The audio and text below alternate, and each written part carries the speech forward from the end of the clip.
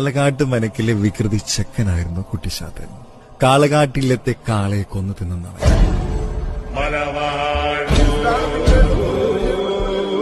അവസാനം ശല്യം സഹിക്കാതെ വന്നപ്പോ എല്ലാവരും കൂടെ കുട്ടിശാത്തനെ പിടിച്ചു കെട്ടി 390 കഷണങ്ങളാക്കി ഹോമകുണ്ഡത്തിലേക്ക് എറിഞ്ഞു. പക്ഷേ മനക്കിലെ തമ്പ്രാന്മാർക്ക് തെറ്റി. 390ാമത്തെ കഷ്ണത്തിൽ നിന്നും ഉയർന്നു വന്ന അതിമനോഹരമായ പുകയിൽ നിന്ന് 100 കണക്കിന് കുട്ടിശാത്തന്മാർ പൊട്ടിച്ചിരിച്ചുകൊണ്ട് 8 ദിക്ക് പൊട്ടുമാറാൻ കാളകാട്ടിലും തകർത്തു.